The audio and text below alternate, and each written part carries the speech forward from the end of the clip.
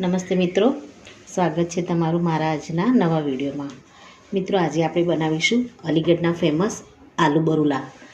તો એના માટે આપણે મીડિયમ એકદમ થોડા નાની સાઈઝના બટેકા લેવાના છે। એને આપણે સારી રીતે ધોઈ લીધા છે 2 થી 3 પાણીથી। અને આપણે 2 ટુકડા કરી અને બોઇલ કરીશું। મીઠું આપણે એની અંદર નાખી અને આને બોઇલ કરી લઈશું। અને આપણે વચ્ચેથી આ રીતે 2 ભાગ કરી અને બધા જ બટેકાને પાણીમાં નાખી થોડું મીઠું એડ કરી અને બોઇલ કરી લઈશું। મિત્રો, આપણે બટેકાને 2 ભાગમાં કટ કરી લીધા છે। આમાં આપણે મીઠું એડ કરીશું અને ગેસને આપણે ઓન કરી દઈશું। મીઠું થોડું અંદરની બટેકાની અંદર ઉતરે એટલે આપણે થોડું આગળ પડતું મીઠું લીધું છે અને આને આપણે બોઇલ થવા દઈશું। આપણે આને 50% જ બોઇલ કરવાના છે, કારણ કે આને આપણે પાછળથી ફ્રાય કરવાના છીએ। તો આપણા બટેકા બોઇલ થાય ત્યાં સુધી આપણે ચટણી બનાવી દઈશું। મિત્રો, આપણા બટેકા બોઇલ થાય ત્યાં સુધી આપણે ચટણી બનાવી લઈશું એક। તેના માટે મેં મીડિયમ સાઇઝની એક આંબલી લીધી છે અને પલાળી દીધી છે। આપણે આખી કોથમીર લેવાની છે, એને ડંઠલ સાથે જ આપણે પીસવાના છીએ। મીડિયમ સાઇઝનું આપણે આદું લઈશું, 3 થી 4 મરચાં લઈશું, આને આપણે પીસી લઈશું। અને લસણ અને સૂકા મરચાંને આપણે અલગથી પીસીશું। આપણે 3 થી 4 થી 5 કળી લસણ લીધું છે અને સૂકા મરચાં 2 થી 3 લીધા છે। એને આપણે મિક્સર જારમાં પહેલાં પીસી અને અલગ કરી દઈશું। આમાં આપણે થોડું કાશ્મીરી મરચું કલર માટે એડ કરીશું।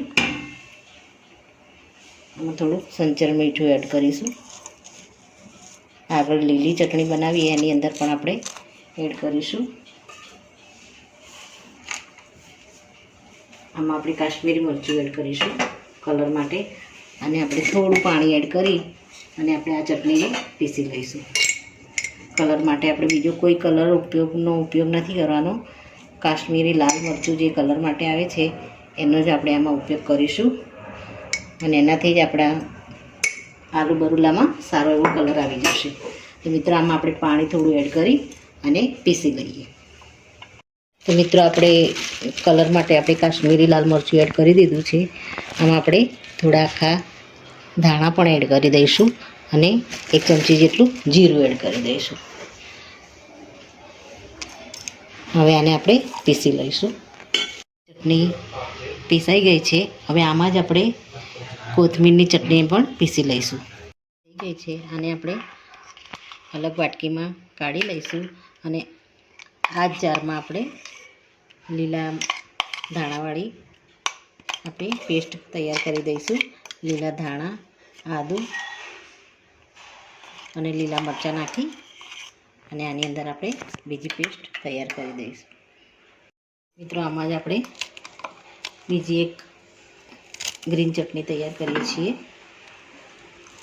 કોથમીર આખી ડંઠળ સાથે જ આપણે આમાં એડ કરીશું। કોથમીરને આપણે 2 થી 3 પાણીથી વોશ કરી લીધી છે। આમાં આપણે સંચળ મીઠું એડ કરીશું। એમાં આપણે નાની ચમચી આપણે આમચૂર પાવડર લીધો છે। ત્યારબાદ આંબલીનું પાણી એડ કરીશું। આંબલીને આપણે પલાળીને રાખી છે, એને આપણે આની અંદર એડ કરી દઈશું। હવે આને આપણે ક્રશ કરી લઈશું। તો મિત્રો, આપણી ચટણી પીસાઈ ગઈ છે, આને આપણે સાઈડ પર મૂકી અને બટાકા આપણા બોઇલ થઈ ગયા છે તેને આપણે એક પ્લેટમાં લઈ લઈશું। મિત્રો, આની અંદર આપણે પેસ્ટને એડ કરી દીધી છે। હવે આને હાથની મદદથી અથવા તો આ રીતે આને મિક્સ કરી દઈશું। આપણે હાથની મદદથી સારી રીતે બધા જ બટાકામાં આપણે આને લાગી જાય આ પેસ્ટ એ રીતે આપણે લગાવી દઈશું। આમાં આપણે હાથનો જ ઉપયોગ કરીએ છીએ. હાથથી આપણે આની અંદર મસાલો સારી રીતે બટેકા ઉપર લાગી જાય છે. હવે આપણે આમાં કોર્નફ્લોર એડ કરીશું. સૌ પહેલાં તો આપણે થોડું 2 ચમચા જેટલું બેસન એડ કરીશું આમાં અને એને સારી રીતે હલાવી દઈશું.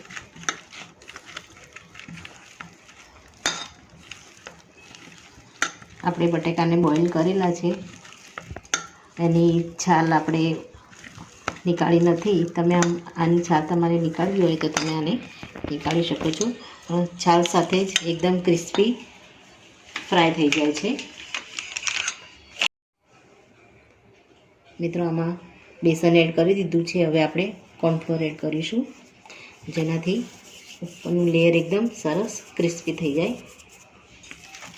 તમે આમાં આરારોટ નો પણ ઉપયોગ કરી શકો છો. આપણે આમાં કોર્નફ્લોર લીધો છે, એને આપણે સારી રીતે હાથ વડે મિક્સ કરી દઈશું, જેથી કરીને બધો જ મસાલો લોટ સાથે આપણા બટાકાના પીસીસ ઉપર લાગી જાય.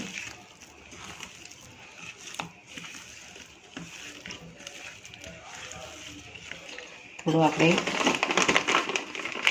કોર્નફ્લોર એડ કરીશું, જે બટાકામાં હજુ લાગ્યો નથી એમાં પણ સારી રીતે લાગી જાય. અને આપણે જે પેસ્ટ તૈયાર કરી લીલા ધાણાની, એને પણ આપણે આમાં થોડી એડ કરી લઈએ.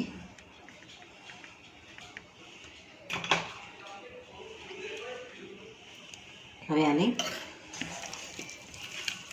સારી રીતે મિક્સ કરી દઈએ. તો મિત્રો બટેકા સાથે બધો જ મસાલો મિક્સ થઈ ગયો છે. હવે આપણે આને ફ્રાય કરી લઈશું. તેલને આપણે ગરમ કરવા મૂકીશું અને આપણું તેલ એકદમ સારું ગરમ થાય પછી આપણે આને એમાં ડીપ કરી અને ગેસને મીડિયમ કરી અને આપણે ધીમા તાપે એને ફ્રાય કરીશું. આપણું તેલ એકદમ સારી રીતે ગરમ થઈ ગયું છે. હવે આપણે આને ફ્રાય કરી દઈશું.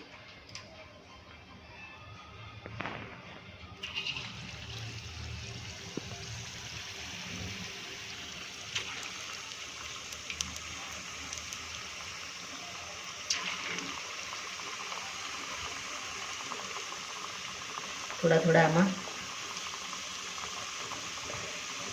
આલુ બરુલા એડ કરી અને એને સારી રીતે ક્રિસ્પી થાય ત્યાં સુધી આપણે એને ફ્રાય કરીશું.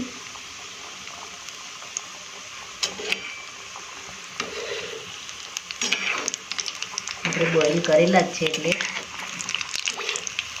ખાલી ઉપર જે આપણે મસાલા અને કોર્નફ્લોર એડ કર્યો છે ત્યાં સારીથી ફ્રાય થઈ જાય પછી આપણે આને બહાર લઈ લઈશું.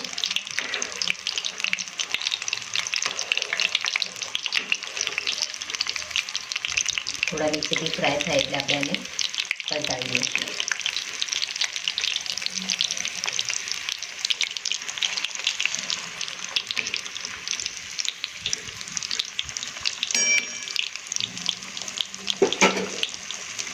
ગેસને આપણે મીડિયમ રાખીશું. જોઈ શકો છો અલીગઢ સ્પેશિયલ આલુ બરુલા આપણા ફ્રાય થઈને રેડી થઈ ગયા છે. આને આપણે અલગ પ્લેટમાં કાઢી લઈશું અને આ રીતે બધા જ બરુલાને આપણે ફ્રાય કરી દઈશું. તો મિત્રો રેડી છે આપણા અલીગઢ સ્પેશિયલ આલુ બરુલા. એકદમ આપણા સરસ ક્રિસ્પી તૈયાર થઈ ગયા છે. એને આપણે ઉપરથી પેરી પેરી મસાલો આપણે આમાં એડ કરી અને ચટણી સાથે આપણે સર્વ કરીશું.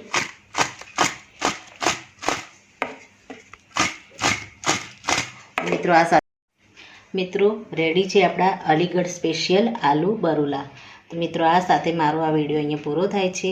મારો જો આ વિડીયો જો તમને ગમ્યો હોય તો લાઈક કરજો, શેર કરજો અને તમારી ચેનલ દેશી સ્પૂનને સબસ્ક્રાઈબ જરૂરથી કરજો અને કમેન્ટમાં જરૂરથી લખજો કે મારી આ અલીગઢ સ્પેશિયલ આલુ બરુલાની રેસીપીનો વિડીયો તમને કેવો લાગ્યો. ફરી મળીશું એક નવા જ વિડીયો સાથે. ત્યાં સુધી આવજો મિત્રો. Thank you.